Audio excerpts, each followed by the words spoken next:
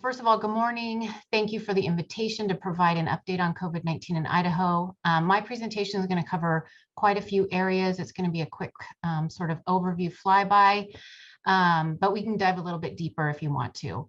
I'm Kathy Turner. I'm the Idaho Deputy State Epidemiologist, and in that role, I oversee both the epidemiology program as well as the immunization programs within the Division of Public Health in the Idaho Department of Health and Welfare. So I'm going to go ahead and share my screen.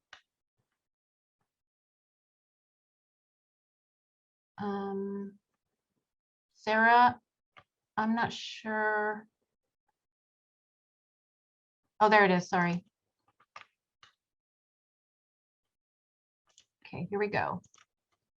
So just a little check to make sure you can see my slides. Yes, we can see them. Okay. Thanks. Okay.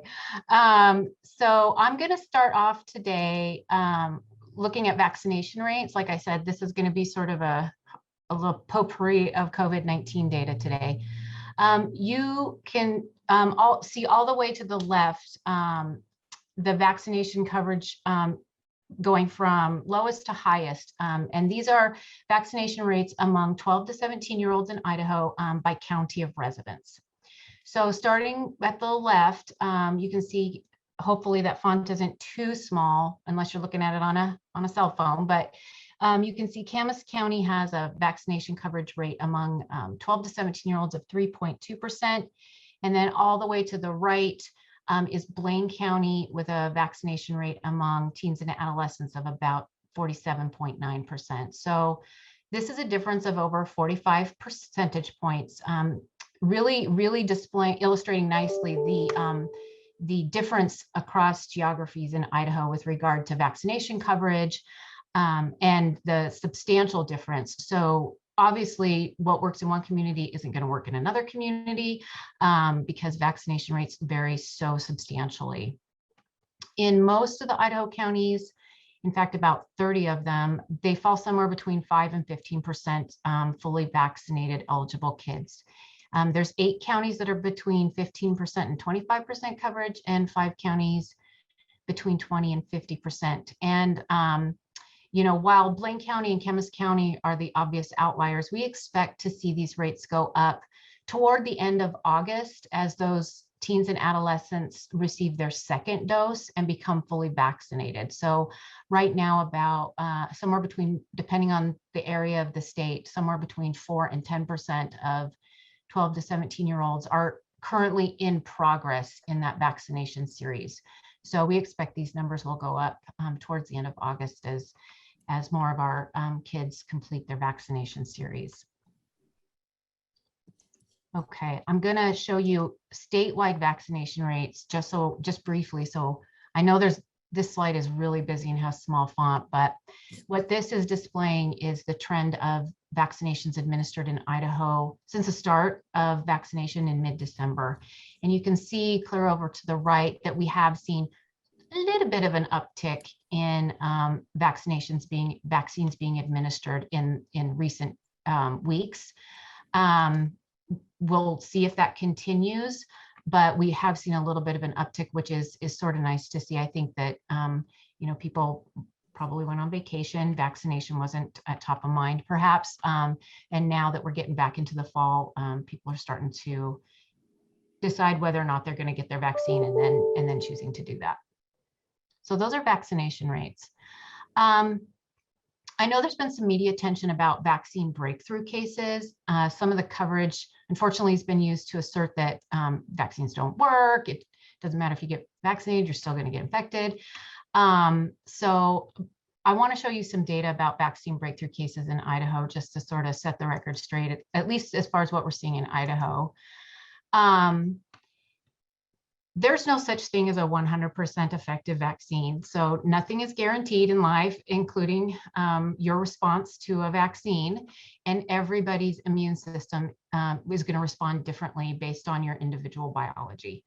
Vaccine effective estimates are just that, they're estimates. And there will be a small percentage of people who are fully vaccinated, who still get sick, who may be hospitalized, and unfortunately even may die from COVID-19, depending on their immune response, as well as any underlying factors that they may have that might put them at higher risk for severe illness. Right now, that is less than 1% of the people who have been vaccinated in Idaho, unless in fact, it's closer to 0.5% of vaccinated people in Idaho have experienced a breakthrough infection.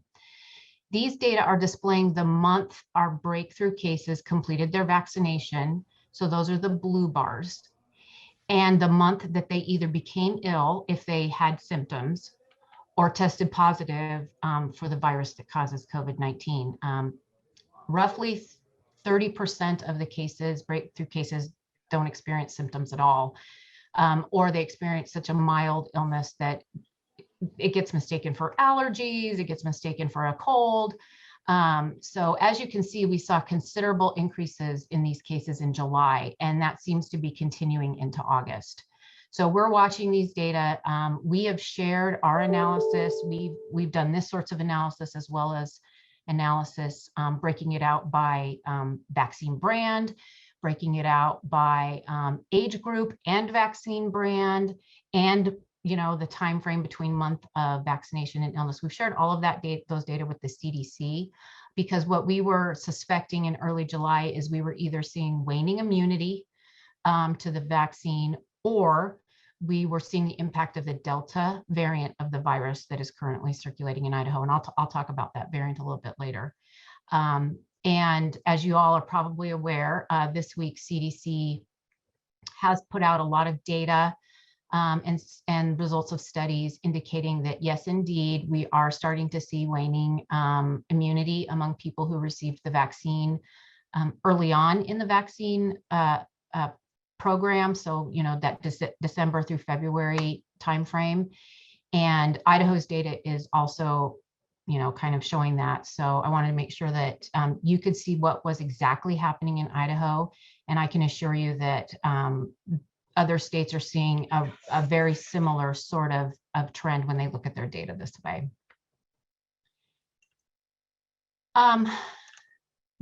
These data on your screen, I know there's a lot of numbers there. Unfortunately, I'm an epidemiologist and numbers are my thing. I try to do more visuals than numbers, but sometimes you just got to do what you got to do. But these data are displaying the rates of cases, so infections, hospitalizations, and deaths, comparing the population that is fully vaccinated in Idaho with the population that is not fully vaccinated. And the reason we do this is so that we can calculate population-specific rates of these events and determine what we call a rate ratio. So those are those numbers in red that are on your screen. And what this does is it allows us to measure the magnitude of the difference in risk of each of these events in these two very independent populations. So comparing the likelihood of becoming infected if you're vaccinated compared to the likelihood of becoming infected if you're not vaccinated. And so what we find, and the way you interpret those red numbers there, is kind of written out in that blue box on the right-hand side of your screen, is that people who are vaccinated are nearly 8 times less likely to be hospitalized for COVID-19 if they become infected. And you can see that they have 6 times, that vaccinated people are 6 times less likely to become infected in the first place. So that makes sense that the hospitalization would be lower too. So we're looking at our data this way as well, just to determine, what is that protective factor that the vaccines are offering to the population.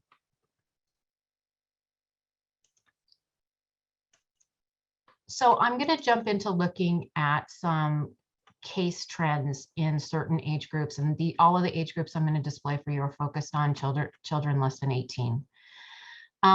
This trend slide that you're seeing right now is very young children. So these are pre-kindergarten age children, the youngest age group, which is 0 to 4 years. And what you're seeing here, this is the trend for just 2021. So this doesn't include the case trend from 2020.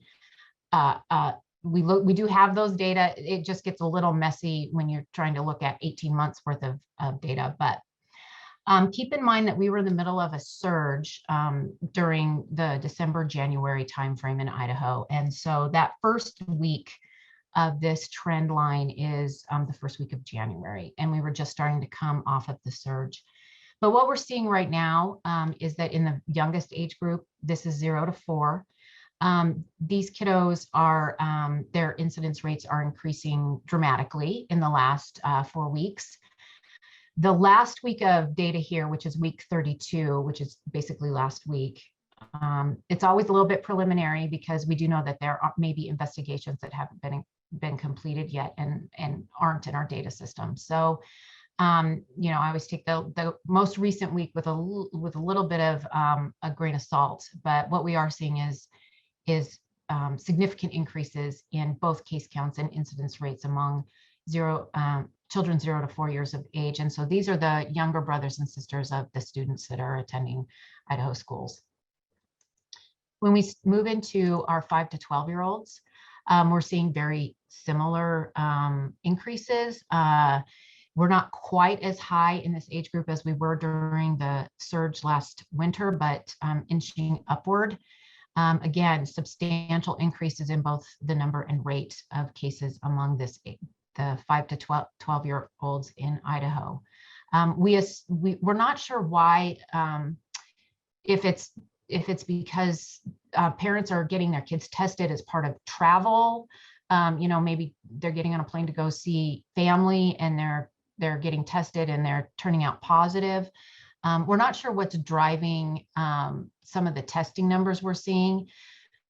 It's interesting to note that you know, the most frequent travel month is the month where we saw case counts substantially increase. And so a little bit more digging into our investigation data is necessary to determine exactly where these kiddos might have been exposed, if it was a household member, if it was visiting family, or if they were asymptomatic and it was just that they were tested for some other reason and they were found to be positive.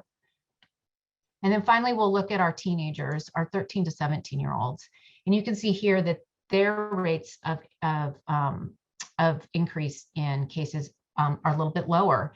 And we think this might be because, you know, maybe some of them were infected earlier on and there is some lasting immunity. We do know that a proportion of this population are vaccinated. And so, but rates are increasing substantially, although not at the same level of magnitude as we're seeing in the younger age groups. So I want to talk a little bit about multisystem inflammatory syndrome in children. This is often abbreviated as MISC. So in Idaho, we've had 29 cases of MISC reported. And for those of you who don't know what this is a syndrome that affects children post-infection. So most of the time when these kids show up in the hospital, they are not acutely infected with the virus that causes COVID-19, but tests of their blood do show that they have antibodies to the virus, which indicates that they were exposed to the virus and probably were infected at some point before their illness. Luckily, in Idaho, all of our children, all 29 children, have been released from the hospital. As far as we know, none of them have had, we've had no deaths due to MISC in Idaho. There have been reports in other states. This syndrome affects multiple organs of the body, heart, liver, kidneys, lungs, GI tract. There can be neurological manifestations as well. So these kiddos are extremely ill. And as you can see there, almost 60% of them require an ICU stay. So these are very ill children, and the condition is a result of at least exposure to the virus based on what we're seeing in their antibody results. We've had the only ones that we are going to categorize as an MISC case are those that have some evidence of having been infected with the virus through antibody testing, or a previous, sometimes they will have had a previous positive result, and then the disease will manifest, you know, weeks to months later. So this is the worst case scenario for some of these kiddos when they get infected. This is what our epidemiologic curve looks like for our MIS-C cases in Idaho, and half of the cases that were reported to us were reported during our winter surge last year. And so as case counts begin to increase, of course, our concern is if we're starting to see case counts like we saw back in the winter, we could be seeing an increasing number of MIS-C cases and kids in the hospital with this syndrome. So let's talk a little bit about the Delta variant. So what's illustrated on your screen right now on the left-hand side is a visual representation of the story of the Delta variant in Idaho. You can see from that how the circulating strain of the virus that causes COVID-19 has changed very recently in Idaho. During the spring, it was the Alpha variant. This was the one that was also called B117, also called the UK variant. So all of these variants have multiple names. It's hard to keep it all straight. But during the spring, that was the most commonly detected variant in Idaho. And since the start of the summer, Delta variant has become the most commonly detected in Idaho. And you can see the difference just from month to month, from April to May, and then May to June, and finally from June to July, where over 80% of the variants that were detected were the Delta variant. So this variant is much more transmissible than the previous variants of the virus that we have had circulating in Idaho. We often compare it to the Alpha variant because it was predominating, most recently in the spring. With the previous virus lineages, we observed that a person who became infected with those strains would infect somewhere between 2 and 3 people on average, so 2.5 people. However, what we found in recent studies of outbreaks associated with the Delta variant, that when a person is infected, they will in turn infect somewhere between 5 and 9 people. So one way to think of it is that the Delta variant is at least, at a minimum, twice as contagious as the variants that have circulated most recently in Idaho during the spring. So the visual on your right is what this visual is illustrating is the impact of an increase in transmissibility of 50%. So when you are considering the number of people a person might infect as, let's say, 3 people versus 5 people, those numbers are very small, and it's a difference of 2 people, and that doesn't seem like it should have that much impact. However, when it comes to viruses, increased transmissibility of a virus poses what we like to call an exponential threat instead of an existential threat. It's an exponential threat. So even if the transmissibility went, let's say, from 3 people on average to 4 people, so just 1 extra person on average was infected, if you were to take that over 10 generations of transmission, that would result in 500,000 additional infections just because of that difference of 1. And that's a quarter of Idaho's population. So this illustration is really showing the first 4 generation cycles of transmissibility with a variant like the Alpha variant, which is the little blue people, versus the Delta variant, which is the little orange people. And just in 4 generations, you can see what the difference is in the number of infections that could be caused by those viruses. So the other concerning aspect of the Delta variant is related to what we refer to as the viral load of people who become infected. Scientists have looked at how much of the virus people have in their nose and throat when they're infected, and it appears that those who are infected with the Delta variant tend to have more of that virus, and it's detectable much earlier after exposure compared to the previous viral lineages, which indicates that it's replicating in your body faster once it gets in there. And so it's possible that incubation period, the time between when that virus enters your body and starts to replicate, you're able to spread it to others in a much shorter time frame than we saw with the Alpha variant. So that combination of factors, the shorter incubation period, a higher viral load, and the biological aspects of the variant that help it to invade human cells, all together explain why we're so concerned about this variant circulating in Idaho. And this is predominantly the reason why the recommendation to wear masks indoors if you're in an area with substantial or high transmission, regardless of vaccination status, was made, is because it seems clear that even vaccinated, we weren't clear that vaccinated people could transmit the virus if they became exposed, but what we're finding with the Delta variant is it looks like that is possible. The good news is that the currently authorized vaccines in the US do provide protection against this variant. It's not as high as it is against previous lineages, but it is pretty high. It's roughly around 85%. So vaccination is still one of the best ways to reduce the chance of additional virus mutations in the future, as well as protecting you individually. So we think that it's possible that it's the variant that is resulting in our increased vaccine breakthrough infections and also the recent increase in case counts.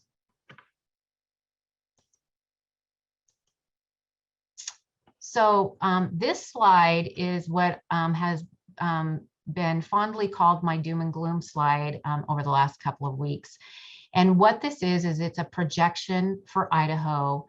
And this projection is really an amalgamation of multiple models that are designed to project the impact we could see into the future based on certain assumptions. And for this projection, the assumption is that our COVID-19 vaccination coverage is less than 70%, which is true, and that the virus circulating in the population is more transmissible than the virus that was circulating previously, which is also true. We're now seeing the Delta variant, which is quite a bit more transmissible than Alpha, and that the vaccine effectiveness of the first dose is about 35%, and by the second dose, it's about 85% against the variant that is circulating predominantly.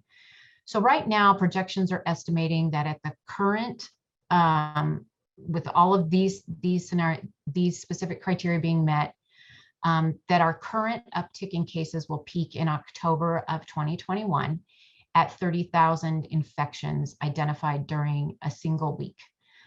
This would be just about double the case counts that we saw in Idaho during the peak of our previous wave in mid-December. And I'm sure all of you remember how many infections were being reported and the media coverage of that surge last December.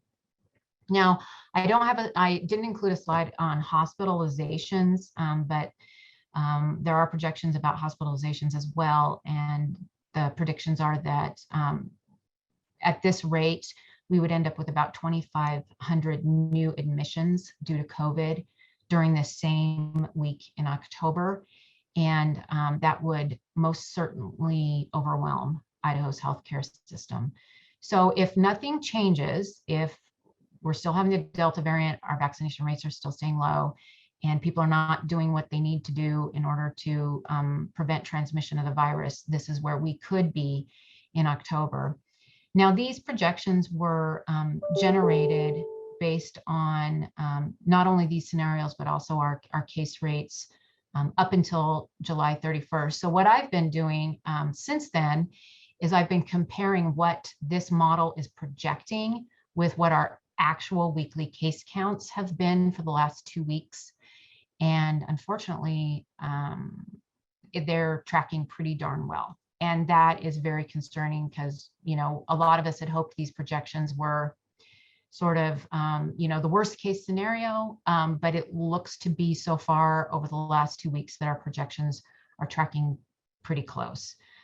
Projections do tend to get a little less reliable as you move out in time. So we'll continue to monitor this, but at our current trajectory, it looks like we could end up here in mid-October. And then finally, I wanted to just alert you all to a resource that should be available soon. We have received a lot of requests for what was called a simple flowchart, and this was about as simple as we could get it for schools to use if they have a student or a staff member or faculty that either have symptoms of COVID-19 or are tested and have a positive result, or are a close contact of somebody in one of those two situations.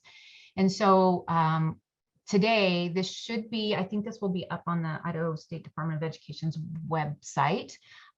We're working on, getting it to the right people. This is a resource that can be used for schools. This does not contain everything you should know about what to do. It's really supposed to be a simple cheat sheet to follow if a school does find themselves in a situation where they've got a student, staff member, faculty with one of these criteria. So across the top here, it starts out with symptoms. Oops. Oh, I didn't mean to go forward. I clicked.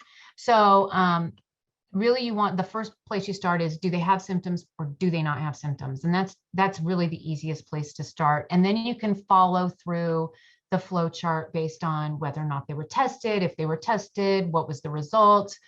Were they a close contact? And each one of these should lead you to a recommended action. Some handy dandy information at the bottom with regard to what symptoms look like and what a close contact is defined as. And so we're hoping that this resource is going to be useful for you all, instead of having to flip through multi-page recommendations of what to do in certain situations. Hopefully it's useful, but if people find they need more clarity or more information, obviously we would want to get that feedback, because we want to make these tools as useful as possible on the ground in the schools. So as you guys, I already previewed since I clicked, that was the end of my presentation. Again, I said it was going to be a really quick flyby potpourri of everything COVID, but we can open it up for questions or discussion. Great, thank you, Dr. Turner. There's a number of questions in the Q&A, and then there's a number of questions that came in through the chat. So I'm happy to read you the ones through the chat and have you address those first, and then maybe we could answer the ones in the Q&A box. That's great, whatever works. So they're hoping that they can get a link to this presentation. And I do know that in the chat, I did let people know that we've recorded this session and it will be available on the board's YouTube channel. Dr. Turner, do you have this presentation posted anywhere on the Health and Welfare website? No, it's not. But Sarah, I'm happy to send it to you and you can send it out to your distribution list. Great, thank you. Sure. There were some questions on, I believe it was slide number 8, around the differencing scales on both sides of the graph. Oh, okay, yeah. So is this slide 8? Yes. So the numbers over here, this is the number of cases. So the absolute number. This over here is the rate per 100,000 population in that age group. So the way you could read it is you could say, during week 32, there was, that looks like roughly 175 cases per 100,000. The reason we use rates is it allows us to look at the cases across different populations, because obviously there's more people in certain age groups, and when we calculate rates, then we can compare across age groups.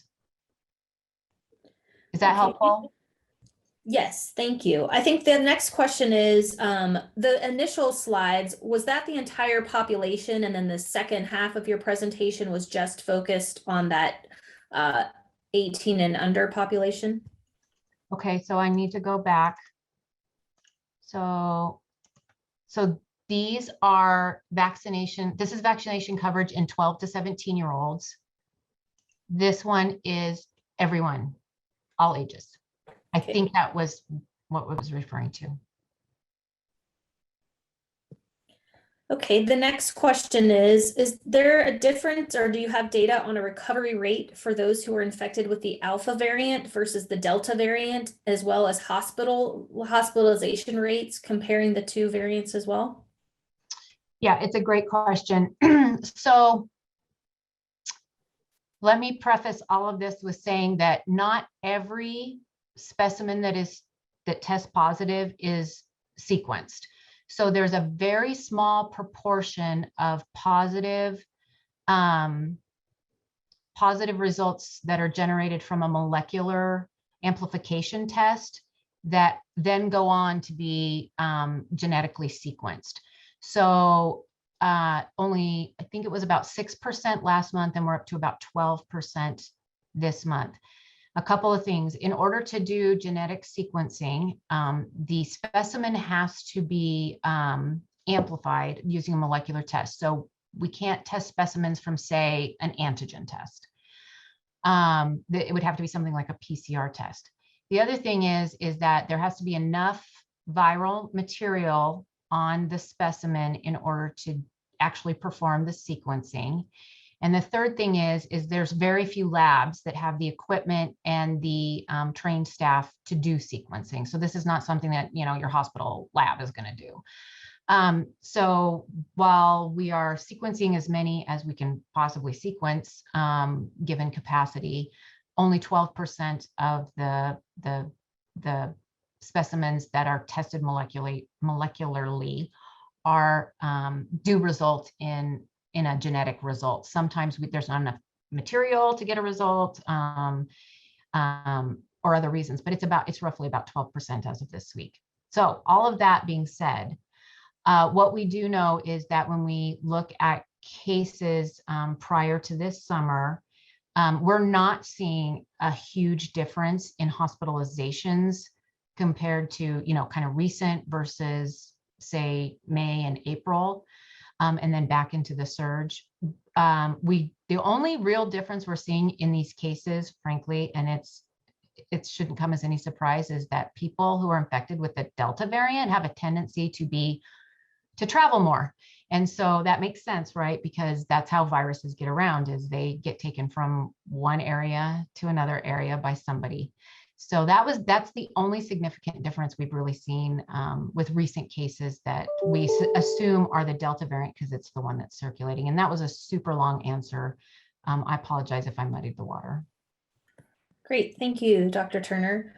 In other countries that had experience with the Delta variant earlier than the United States, what was their duration time through their peak infection? Did it look similar to what you're expecting to see here in Idaho based on your projections?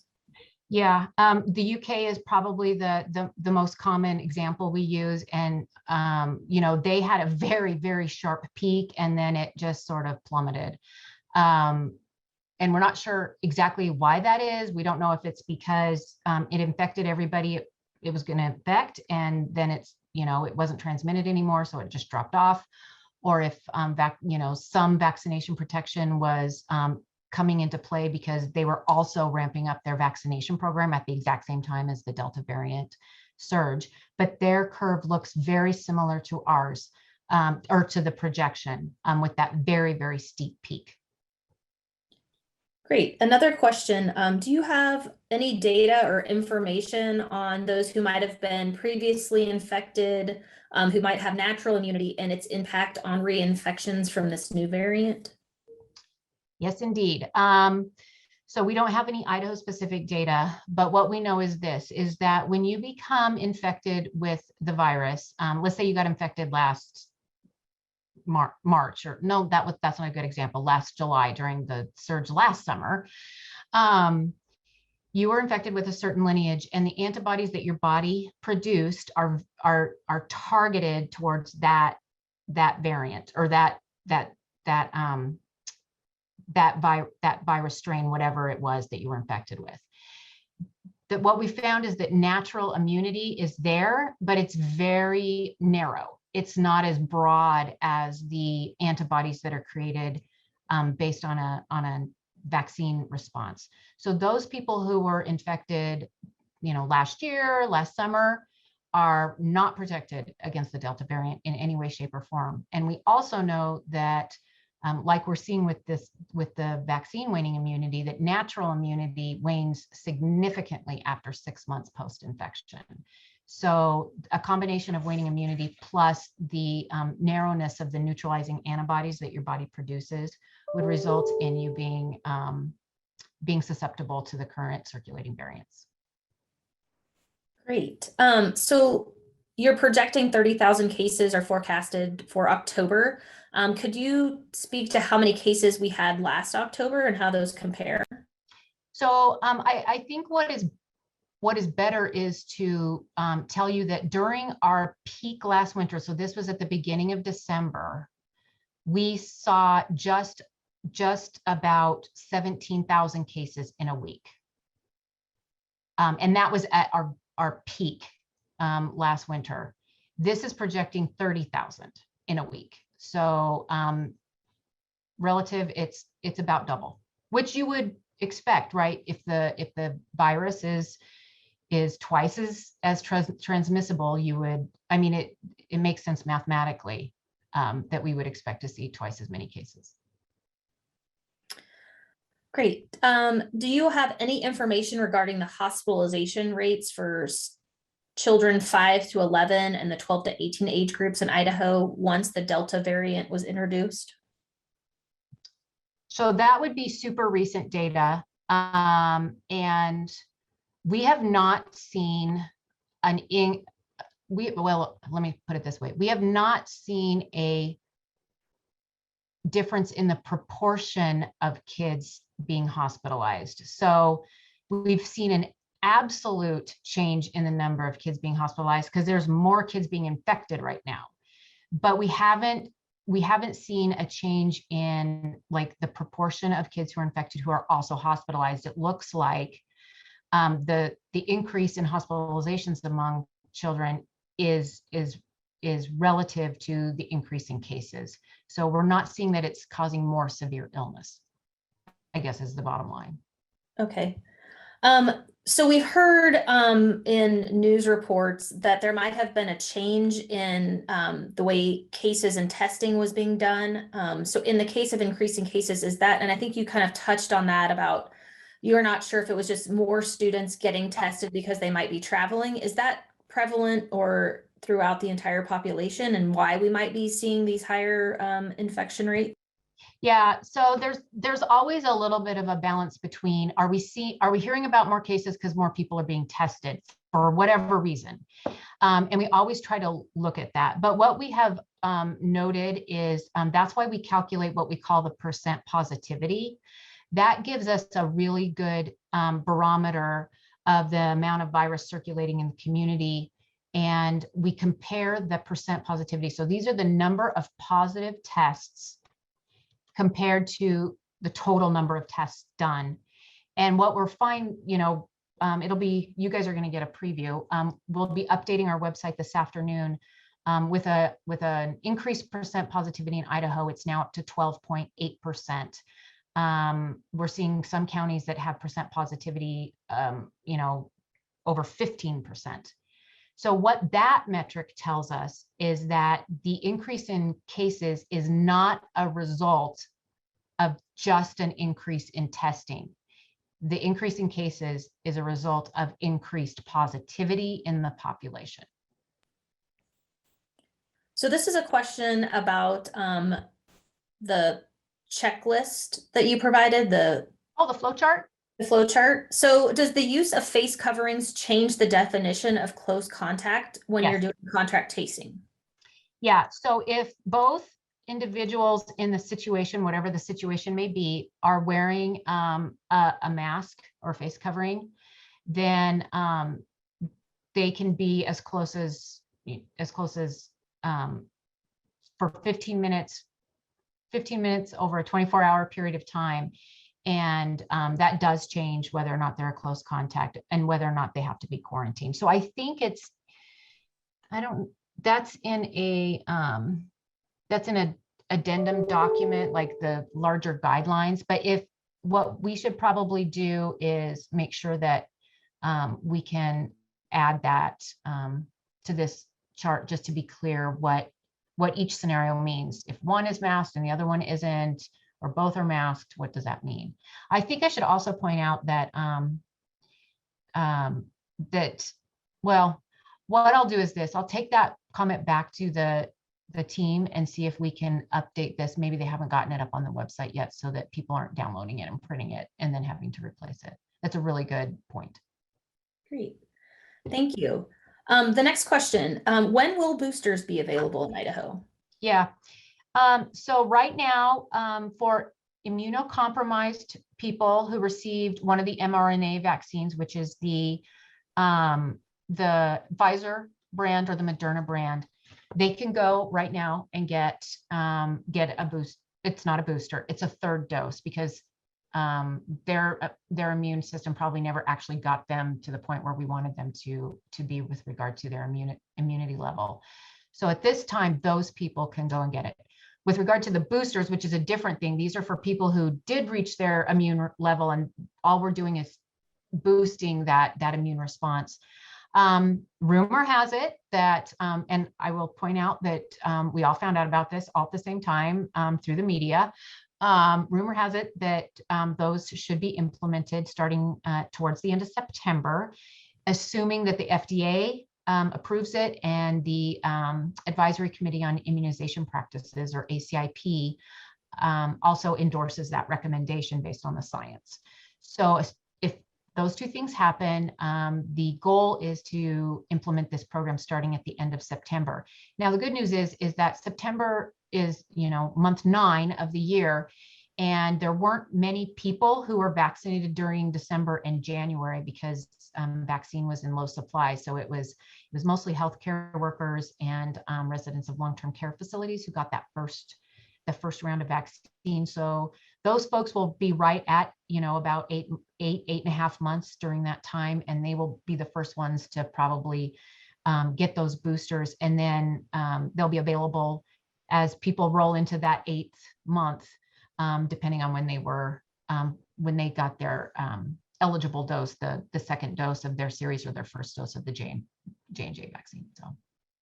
Great. Okay, the next question. If vaccinations are going to increase, is it too late to curb the Delta variant based on your projections, and it will just go ahead and run its course? Or if we can get more people vaccinated here over the next couple weeks, will we see an immediate effect and a change to your projections? Yeah, it's a great question. So when we look at what would happen if our immunization rate went to above 70%, the curve is still steep, but not as steep. So an increased vaccination rate sort of flattens the curve, so to speak.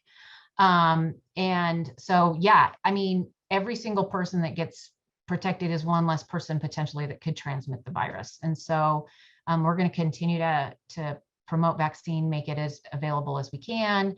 And we're going to balance that also with this whole booster program. So there's going to be a few moving parts here, but the answer is yes, vaccine would reduce that peak in our curve. Okay. Dr. Turner, do you have any estimates of when a vaccine will be available for children under the age of 12? Yeah, I don't have any specific dates. Depending on who you're listening to, it could be the late fall, it could be early 2022. We want to be super careful with kids. They have different biologies than adults. So as soon as we know, we'll obviously pass that along to all of our partners. But right now they're in clinical trials. I mean, they're still enrolling kids in clinical trials as we speak. So I don't expect it to be anytime soon. I think it will be towards the end of the fall, winter before we see anything. Okay, next question.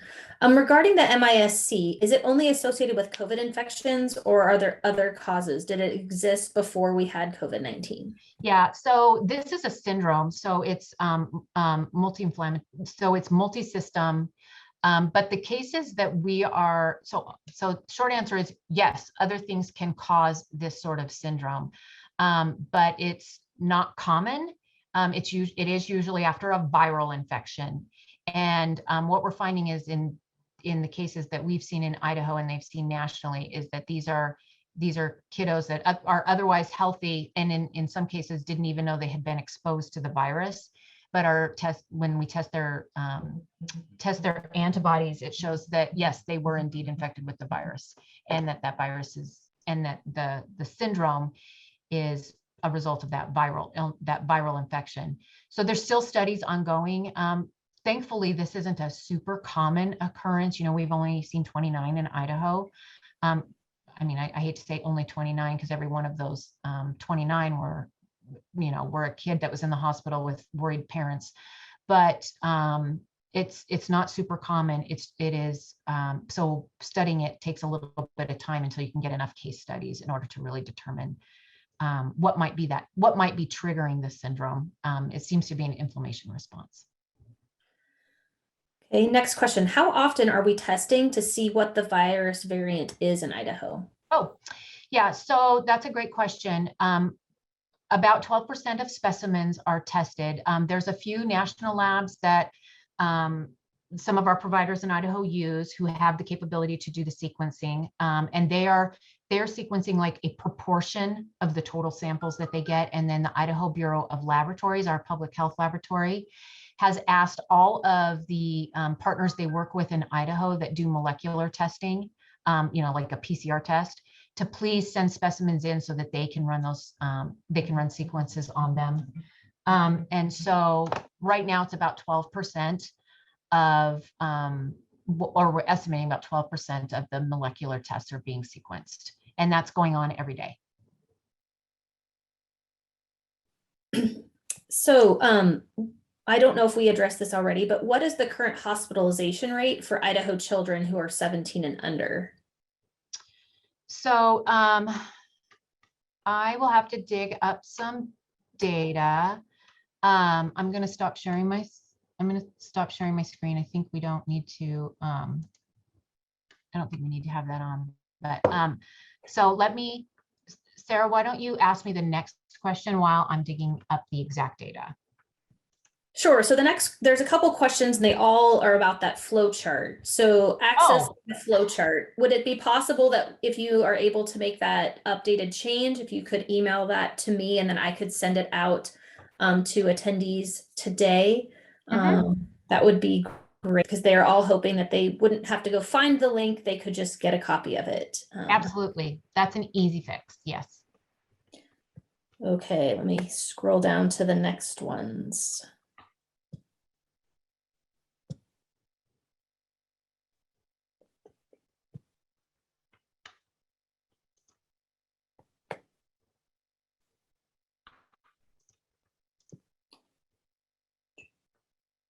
Okay, so there's another question about the flow chart in terms of being 6 feet apart, that some of the illness did not count as exposure if both were wearing masks. And is that still going to be correct? Correct. Yeah, Okay. and I think the suggestion to be more clear about that is a great one, and we'll make sure that we add that. I think it's a great suggestion to make it more clear. So are there any different guidances on quarantine measures for schools following the recommended mask guidance from the CDC and from Central District Health? For us, it's recommended is to interpret as a family choice. And since there's no mandate and schools will have unvaccinated and unmasked kids in school, does the return to school flow chart cover this scenario?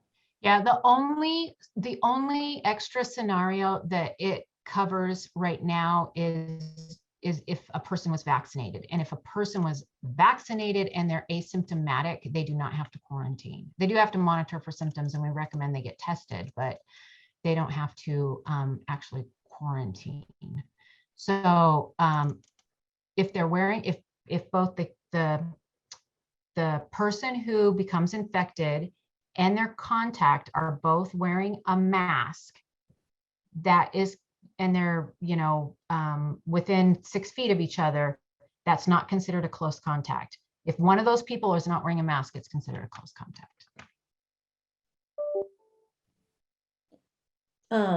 Okay, next question. What about the Lambda variant, and do we have any transmission information on this one? Yeah, so we have not detected any of the Lambda variant in Idaho as of 7 o'clock this morning when I was checking on the lineages.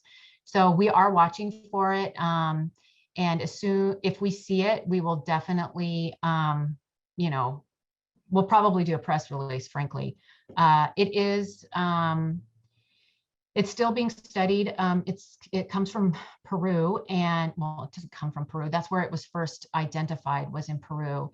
And it has resulted in a few outbreaks there, but it still is being studied. So the transmissibility of it, the virulence of it, you know, how sick is it going to make you?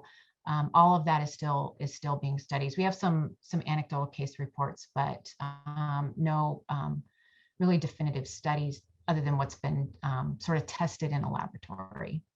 So Sarah, I do have the data for 0 to 17-year-olds brought up for hospitalizations. And I can tell you that over the course of the last 5 weeks, we've seen approximately 1 to 2 kids under the age of 18 being hospitalized. No, I lied. It has been roughly 5 a week being hospitalized, and compare that to what we were seeing in June when our case counts were much lower and everybody was much happier. At that time, we were seeing, you know, roughly 1 a week, if that. Okay, so this is a question about the data that the health districts are publishing out for their local communities to make decisions on. Do you know if they're working to have more uniformity in the types and presentations of data so that groups that might have close proximity to a neighboring health district would be able to utilize both to make decisions for their district? Yeah, it's a that is a great problem to have. We have local control in Idaho, and our public health districts are independent agencies. So they aren't under the Department of Health and Welfare, and they are not beholden to each other as well. I mean, they are in partnership, but not in, you know, kind of decision making. So that is why we have the state dashboard, is so that there is a place where people can go, that they can get the data by county and by public health district, and the metrics are calculated the same across jurisdictions. So one public health district might decide that a particular metric is really, like, let's say they were publishing data on children 0 to 15, and then the neighboring public health district is publishing data on children 0 to 17. Well, you can't compare those 2 pieces of information together. So that's why why we have our state dashboard that is updated every day, is to provide at least one resource where you can compare across jurisdictions, because the public health districts are deciding based on stakeholder input, their boards, and what they're seeing in their communities. Okay, Dr. Turner, this is we just have 2 more questions, and the one big question, I guess the overarching question that's coming in is, these are all local school district officials, and they're getting a lot of, you know, it's a difficult choice for them to make on whether to ask people to mask or not mask. Is there any data that would be available to school leaders to use about why or why not to implement facial masking? So are there other locations in the United States or in other countries where they've been able to study the effects of masking versus not masking, especially around that Delta variant?